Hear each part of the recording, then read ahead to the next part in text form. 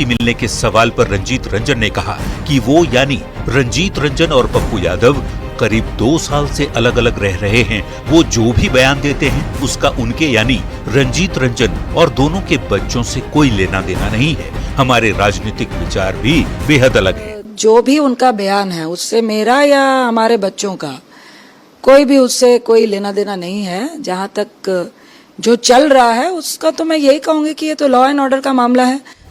राजनीति में रंजीत रंजन और पप्पू यादव की प्रेम कहानी चर्चित रही है। ऐसे में पप्पू यादव से अलग रहने के रंजीत रंजन के बयान ने भी सभी को चौंका दिया है। Bureau report, news 18। और देखिए, पप्पू यादव और रंजीत रंजन की प्रेम कहानी भी बड़ी मुश्किल भरी थी और काफी दिलचस्प थी। अगर उनकी कहानी पर हम आपको बताएं तो रंजीत रंजन की जो फैमिली है उनके एल्बम में पप्पू यादव ने पहली बार रंजीत रंजन की तस्वीर देखी थी और उनकी जो प्रेम कहानी के बारे में चर्चा काफी ज्यादा रही है। लोग इसके बारे में काफी जानना भी चाहते हैं क्योंकि पप्पू यादव और उनकी पत्नी दोनों ही सार्वजनिक जीवन में है, पब्लिक फिगर हैं। तो ऐसे में देखिए, उनकी अगर शुरुआत में बात करें तो टेनिस खेलती हुई रंजीत रंजन के भाई जो विकी हैं वो काफी करीबी थे पप्पू यादव के और पहली बार पप्पू यादव ने रंजीत को पटना क्लब में सामने से देखा था। टेनिस खेलते हुए जैसे ही पप्पू यादव ने उन्हें देखा उसी वक्त उन्हें रंजीत रंजन से प्यार हो गया था। मगध महिला कॉलेज से रंजीत पंजाब यूनिवर्सिटी फिर चली गई थी और उसी वक्त रंजीत रंजन के करीब पप्पू यादव आने की कोशिश कर रहे थे। रंजीत रंजन के लिए पप्पू पटना से पंजाब का चक्कर भी काटने लगे। जब वो पंजाब चली गई तो वहां भी वो गए। 2 साल बाद पप्पू यादव के प्रपोजल को रंजीत रंजन ने ठुकरा दिया था। जब उन्होंने उन्हें बताया तो उन्होंने पहले ठुकरा दिया और फिर पप्पू यादव जो है माता पिता जो मानने पर रंजीत के जो माता पिता हैं वो भी नहीं मान रहे थे। जब रंजीत रंजन मान गई तो माता पिता जो थे वो नहीं मान रहे थे। पप्पू यादव ने उस वक्त नींद की गोलियां खा ली थी और उन्हें फिर हॉस्पिटल में एडमिट होना पड़ा था। और फिर एसएस अहलूवालिया जो हैं उन्होंने बीच में आकर दोनों की बातचीत कराई और इसके बाद रंजीत रंजन और उनका जो परिवार है थोड़ा नरम हुआ था जब उन्होंने बीच में मध्यस्थता की। तो एसएस अहलूवालिया के समझाने पर ही रंजीत रंजन के परिवार वाले जो थे वो मान गए और 1992 में जो प्यार की कहानी शुरू हुई थी वो 1994 में जाकर शादी में तब्दील हुई और इन दोनों की फिर शादी हुई थी और काफी दिलचस्प ये कहानी रही है। और ऐसे में अब जब ये खुलासा रंजीत रंजन की तरफ से किया गया है कि वो और पप्पू यादव अलग अलग हैं तो ऐसे में लोगों का इंटरेस्ट भी काफी ज्यादा है कि आखिर इसके पीछे की वजह क्या रही है। जो भी खबर होगी वो भी हम आपको लगातार बताते रहेंगे। वहीं देखिए, बीजेपी ने इस पूरे मामले को लेकर पप्पू यादव और रंजीत रंजन का निजी मामला इससे बताया है। हालांकि उन्होंने विचारधारा को लेकर जरूर पप्पू यादव पर हमला बोला है। माननीय सांसद रंजिता रंजन जी और पप्पू यादव जी का नितांत पारिवारिक मामला है, इस पे कोई सार्वजनिक टिप्पणी नहीं होनी चाहिए। पर जहां तक रही विचारधारा की बात, तो पप्पू यादव जी की विचारधारा हमेशा से मुस्लिम तुष्टीकरण करने वाले दलों के साथ रही है, जंगल राज लाने वाले दलों के साथ रही है, समाज को बांटने वाले दलों के साथ रही है। और जब राजद और कांग्रेस सरीखे लोग मुस्लिम तुष्टीकरण की बात करते हैं तो पप्पू यादव जी उनका भरपूर समर्थन करते हैं। विचारधारा तो वहीं आरजेडी प्रवक्ता एजाज अहमद ने भी इसे निजी मामला बताकर बयान देने से इनकार कर दिया। इस मामले में मुझे जानकारी नहीं है और इस तरह के मामले जो परिवार के बीच हो उसमें वक्तव्य देना या मंतव्य देना ठीक नहीं है। तो इस पूरे मामले को लेकर भी चर्चाएं हो रही हैं। हालांकि आज जब ये बड़ा खुलासा हुआ तो उसके बाद से ही सबके मन में आखिर ये सवाल है कि 2 साल से रंजीत रंजन पप्पू यादव से अलग रह रही थी। पप्पू यादव से भी संपर्क साधने की कोशिश की गई, हालांकि उन्होंने भी इस पर कुछ भी कहने से मना कर दिया।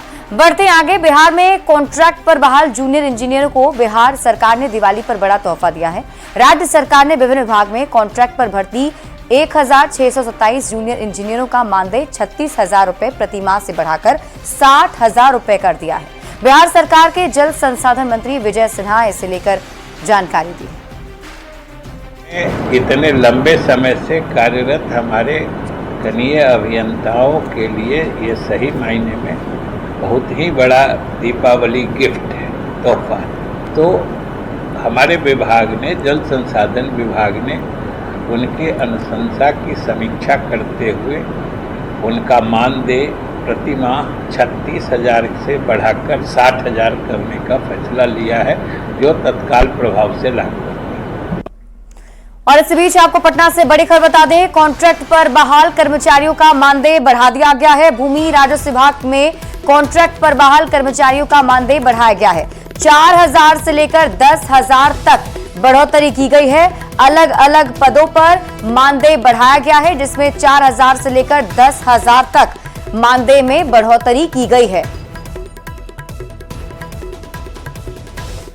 आरा के तरारी विधानसभा सीट पर उपचुनाव को लेकर सियासी पारा चढ़ने लगा है। बीजेपी प्रत्याशी विशाल प्रशांत लगातार जनसंपर्क अभियान में जुटे हैं। विशाल प्रशांत ने दर्जनों गांव का दौरा कर लोगों से वोट मांगा।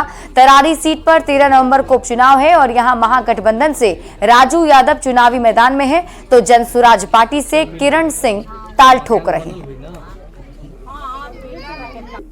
जनता से वादा नहीं, पहले तो मैं जनता की समस्याओं को समझने की कोशिश कर रहा हूँ। ये जो मूलतः समस्याएं हैं, यहाँ पे जो 9 साल से हमारे प्रत्याशी थे, उन्होंने कोई कार्य नहीं किया। यहाँ आप देख रहे हैं, यहाँ खड़े हैं, जस्ट अगर आप नीचे भी देखेंगे या किसी भी गली और नली की व्यवस्थाओं को देखेंगे, उन्होंने अपने स्तर से कभी भी कोई भी लेटर हेड पर लिख के किसी भी डिपार्टमेंट को ये नहीं दिया कि ये जनता की आवश्यकता क्या है। तो पहले मैं उनकी आवश्यकताओं को और समस्याओं को समझ रहा हूँ, उसके बाद मैं आपको जो मैनिफेस्टो बताऊंगा तो आपको पता चलेगा कि मैं इस कार्य को कैसे करना है। देखिए, आरा के तरारी विधानसभा सीट पर उपचुनाव हो रहा है, जिसको लेकर सभी तैयारियां की जा रही हैं। जिला प्रशासन ने भी प्रेस कॉन्फ्रेंस कर इसकी जानकारी दी। आज नामांकन के आखिरी दिन 4 निर्दलीय प्रत्याशियों ने भी नामांकन वापस ले लिया है। डीएम ने बताया कि चुनाव में गड़बड़ी करने वालों पर प्रशासन सख्ती से निपटेगा। सभी बूथ पर अर्धसैनिक बलों की तैनाती की जाएगी। वहीं एसपी ने बताया कि लगातार सघन वाहन चेकिंग अभियान भी चलाया जा रहा है। शांतिपूर्ण माहौल में चुनाव संपन्न होगा। तो सभी आवश्यक तैयारियां, चाहे वो मूलभूत सुविधाओं को लेकर हो, मतदाता पर्ची का भी वितरण आज से शुरू कर दिया गया है और सभी प्रकार की जो तैयारियां हैं फेयर पीसफुल इलेक्शन कराने के लिए वो हमारी प्रक्रिया अधीन है। किसी तरीके की जो समस्या है चुनाव संबंधित और वैसे लोग चीजें करना है जो प्रॉब्लम क्रिएट कर सकते हैं, इसके लिए हेतु कार्रवाई के लिए तो निर्देशित किया गया है। तथा इसके साथ साथ कुल हमारे यहाँ 3 SST और 3 FST कार्यरत, तीनों SST और FST में 3 शिफ्ट में फोर्स ऑफ मजिस्ट्रेट उपलब्ध कराया गया है। पटना हाईकोर्ट ने RLJP को दफ्तर खाली करने के नोटिस पर 13 नवंबर तक रोक लगा दी है। कोर्ट ने भवन निर्माण विभाग के आदेश पर रोक लगाया है। भवन निर्माण विभाग ने RLJP को 7 दिनों के अंदर दफ्तर खाली करने का आदेश दिया था। पशुपति कुमार पारस की RLJP ने हाईकोर्ट में याचिका दायर कर राहत की मांग की थी।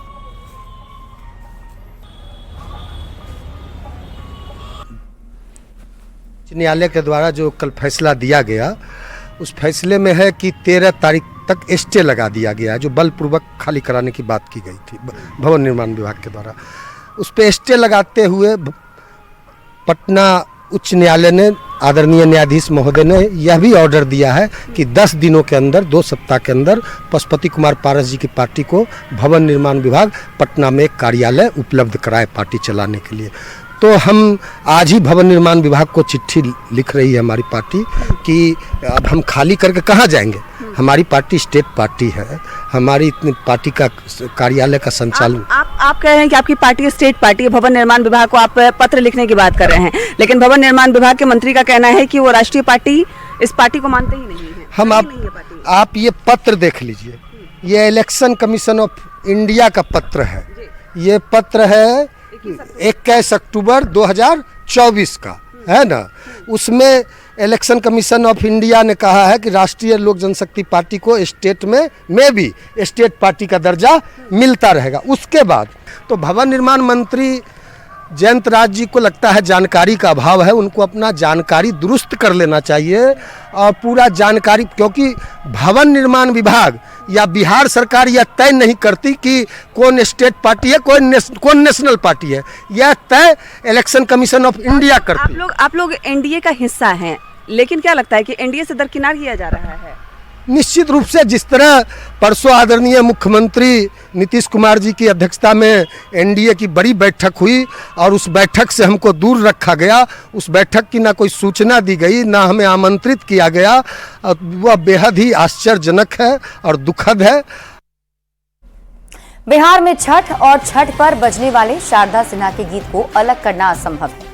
बरसों से शारदा सिन्हा हर बार छठ पर्व के मौके पर छठ गीत रिलीज करती रही हैं, लेकिन इस बार वो गंभीर रूप से बीमार होने के कारण एम्स में भर्ती हैं। लेकिन बावजूद इसके उन्होंने बहुत सुंदर छठ गीत का ऑडियो रिलीज किया है। दुखवा मिटाई छठी मैया रउए असरा हमार, रउए असरा हमार। ये सिर्फ आवाज नहीं है, एहसास है। छठ पर्व के मौके पर घर घर, चौक चौराहों से लेकर छठ घाटों तक बजने वाला ऐसा गीत है जिसके बिना छठ महापर्व की कल्पना करना भी मुश्किल है। अपने आवाज से भक्ति के सागर में डुबो देने वाली बिहार कोकिला शारदा सिन्हा की, जिन्होंने इस बार ये ऑडियो इस बार छठ के मौके पर रिलीज किया है। अचला सुहाग दिहा मैया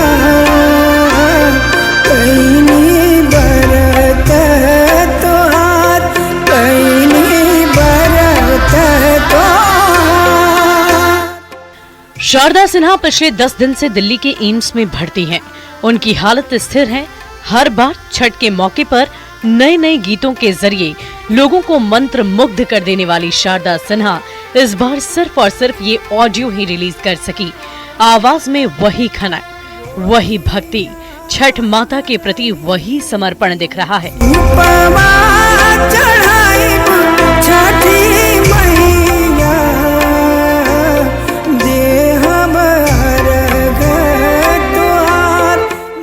छठ के मौके पर शारदा सिन्हा के बेटे अंशुमन सिन्हा ने ये ऑडियो रिलीज कर हर बिहार वासी और शारदा सिन्हा के प्रशंसकों को बड़ी सौगात दी है।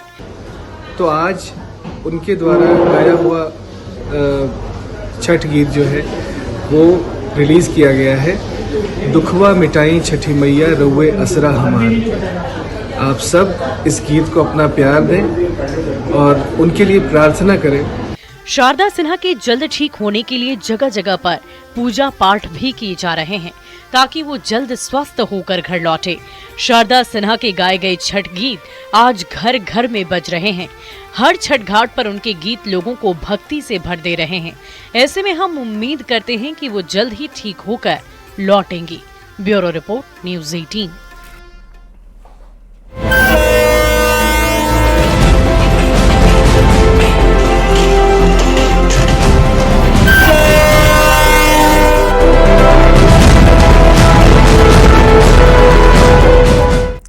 दीपावली और महापर्व छठ को लेकर बिहार आने वाली ट्रेनों में यात्रियों की भारी भीड़ देखी जा रही है और बड़ी मुश्किलों के बीच बिहार के बाहर रह रहे प्रवासी त्योहार आने के लिए अपने घर वापस लौट रहे हैं।